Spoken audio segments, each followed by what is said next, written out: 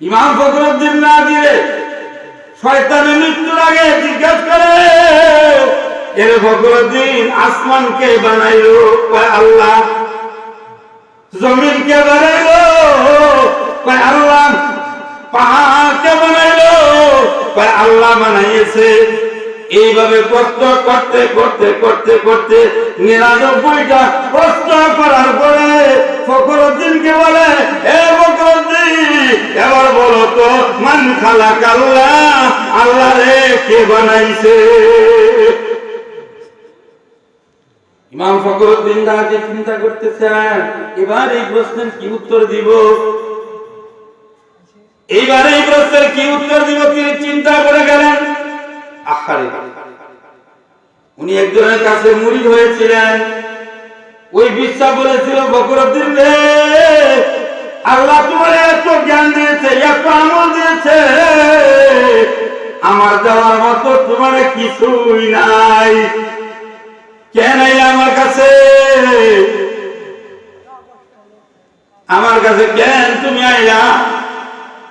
মুরিদ হইছ, ভালো হয়েছে, যাও চলে যাও, যদি কোনদিন সুযোগ পাই তাহলে আমি তোমাকে কিছু দেওয়ার চেষ্টা করব। সুবহানাল্লাহ গান। ইমাম ফখরুদ্দিন বিপদে পড়ছিনি, কি কোন বিপদে পড়ছে কিনা? জেলায় জিগাইতেছে হইলে হইল শয়তান, তার হিসাব হইল যদি কিনা মৃত্যুর আগে বেঈমান বানাইয়া যদি দিতে পারি তাহলে কবরে গেলে জাহান্নাম ছাড়া আর উপায় নাই, জীবনের সব আমল বরাবর, ঠিক কিনা? শয়তান চিন্তা করতেছে যদি কিনা ঈমান হারা করে দিতে পারি। এখন জিজ্ঞেস করতেছে, মান খালাক আল্লাহ, আল্লাহরে কে বানাইছে? এবার আর কোনো উত্তর নাই। ওই যে আল্লাহর ওলি যার কাছে মুরিদ হয়েছিল তিনি চিন্তা করতেছে, হাই রে, ইমাম ফখরুদ্দিন তো বিপদে পড়ে গেছে, আমার কাছে যে মুরিদ হয়েছিল আমি তো কিছুই তার দিতে পারি নাই, এই মুহূর্তে দেওয়ার একটা জিনিস আমি পাইছি। একটু পানি হাতের মধ্যে নিলেন, ফখরুদ্দিনের বাড়ির দিকে নিক্ষেপ করলেন, আর তিনি বললেন, পানিটার মধ্যে বলে দিলেন, এই পানি তুমি ফখরুদ্দিনকে দেয় বলে দাও, আল্লাহকে কেউ বানায় নাই, আল্লাহ এমনিতেই হয়েছে, আর যে তাকে প্রশ্ন করছে সে কোনো ফেরেশতা না, সে হলো মিস্টার ইবলিস, শয়তান। সুবহানাল্লাহ। ওই পানিটা ফখরুদ্দিনের শরীরে পড়তে দেরি হইল, পানিটা যখন শরীরের মধ্যে পড়ে গেছে, ব্রেনটা খুলে গেছে। এবার বলে, এ শয়তান, আমার ঈমান ধ্বংস করার জন্য এসেছো, আল্লাহকে কেউ বানায় না, বিনা দলিলে আল্লাহ এক এবং একক। এ বন্ধু, আম্মা জান হযরতে আয়েশা রাদিয়াল্লাহু তাআলা আনহা বলেন, যে জ্ঞান তোমাদের দিয়েছে ওই জ্ঞানটা তোমরা ওই সমস্ত অক্ষরের ভিতরে খাটাইতে যাইও না, যদি যাও তাহলে ঈমান হারা কিন্তু হয়ে যাইবা। জেনে রাখো, যে জ্ঞান আল্লাহ তোমাদেরকে দিয়েছে এই জ্ঞান কিন্তু ইহুদিদেরকেও দিয়েছে, খ্রিস্টানকেও দিয়েছে, নাসারাকেও দিয়েছে, হিন্দুদেরকেও দিয়েছে। কিন্তু ওই জ্ঞানটা যদি তুমি সঠিক পথে কাজে লাগাও তাহলেই তুমি জান্নাতি, আর যদি এই জ্ঞানটা যদি কুপথে কাজে লাগাও, অসৎ পথে যদি জ্ঞানটা খাটাও তাহলেই তুমি জাহান্নামী, ঠিক কিনা? আল্লাহ বলেন, নূর ওয়াল কলামি ওয়া মা ইয়াসতুরুন, আমি আল্লাহ দুইটা জিনিসের শপথ করতেছি, একটি হলো কলম, আর একটি হলো কলম যা লিখেছে তা।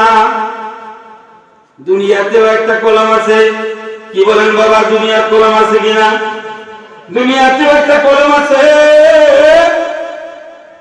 দুনিয়ার কলম আর জান্নাতের কলম ভেদ আছে না নাই? মুফাসসিরগণ এই আয়াতের তাফসীর করতে যায় এটাও তাফসীর করেছেন, হইতে পারে দুনিয়ার কলম, কারণ সূরা শুরুতে কোরআন নাযিল হওয়ার শুরুতে গারে হেরাতে যে আয়াতগুলো সর্বপ্রথম অবতীর্ণ হয়েছে, এই আয়াতের মধ্যে একটা আয়াত আছে কলম।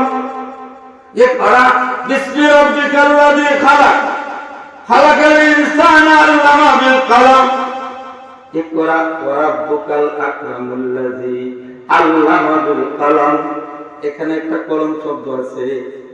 দুনিয়ার কলম যদি হয়, বুঝেন, ভালো করে বুঝেন, মুফাসসিরগণ বলেন দুনিয়ার কলমও কিন্তু হতে পারে, কিন্তু দুনিয়ার কলম যদি হয়, ওই কলম যে কলম নবীজি আবু হুরায়রার হাতে দিতে, সুবহানাল্লাহ বলেন না। এই আবু হুরায়রা এই যে কলম দিলাম, এই কলম দিয়ে হাদিস লিখবা। হাদিস কি লিখবা? আবু হুরায়রা যে কলম দিছে এই কলম হতে পারে। আব্দুল্লাহ বিন আব্বাসের হাতে নবীজি যে কলম দিয়েছেন এই কলম হতে পারে। দুনিয়ায় কলম আছে, কিন্তু নবীজি আব্দুল্লাহ বিন আব্বাসে যে কলমটা দিয়েছেন এই কলম।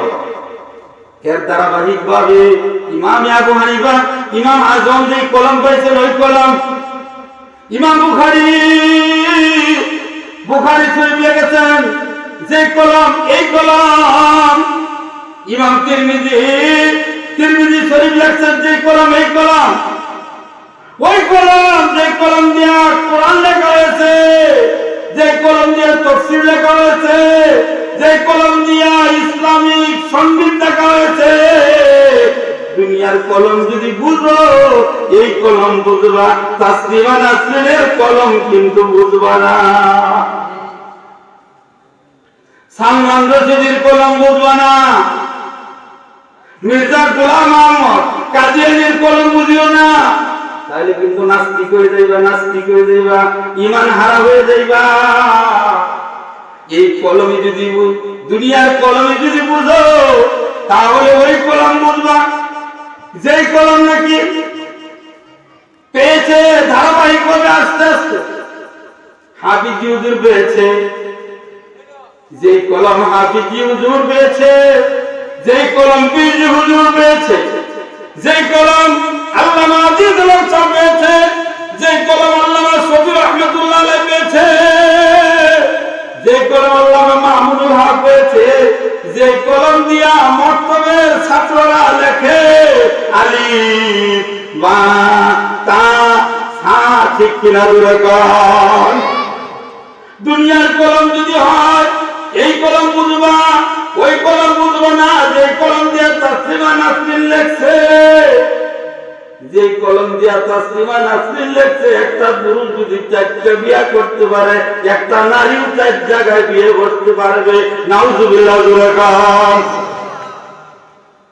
যে কলম দিয়ে গোলাম মোহাম্মদ কাদিয়ানী লেখছে আমি নবী, নাউজুবিল্লাহ কাম। যে কলম নাস্তিকের কলম, ওই কলম কিন্তু বুঝবা না। কলম যদি দুনিয়াটাই বুঝো, তাহলে যে কলম রাসূলের হাত থেকে সিরিয়াল বাই সিরিয়াল এই পর্যন্ত আসছে, এই কলম বুঝবা। এই কলমের লেখা তুমি যদি তোমার অন্তরের ভিতরে আটকাইতে পারো, তাহলে বিনা হিসাবে আমি আল্লাহ তোমাকে জান্নাতবাসী বানাইয়া দেব। সুবহানাল্লাহ। এ যুবক ভাই, একটু কান লাগায় শুনো। কত উপন্যাসের ভয় তোমাদের সামনে ধরে দেয়, কত ধরনের জিনিস তোমাদের সামনে ধরে দেয়। এগুলা যখন তোমরা বড় হিসাব করে পড়বা, যে বইটা আমি পড়তেছি এটার লেখকটা কে, কথা কোন ঠিক কিনা যুবক ভাইয়েরা? যে বইটা তুমি পড়বা, পড়ার পরে চিন্তা করবা এটা লেখকটা কে। লেখক যদি ভালো হয় একবার না 100বার পড়ো, লেখক যদি খারাপ হয় এটাকে পড়া তো দূরের কথা, হাতেও লওয়া যাবে না, ঠিক কিনা? তাহলে আল্লাহ পাক বলেন নুন ওয়াল কলামি ওয়া মা ইয়াসতুরুন। কলমের কসম, যে কলম যা লিখেছে তার কসম। দুইটা শপথ করে দুইটা কসমকে আল্লাহ পাক এবার বলেন মা আনতা বিনিয়ামাতি রাব্বিকা বিমাজনুন।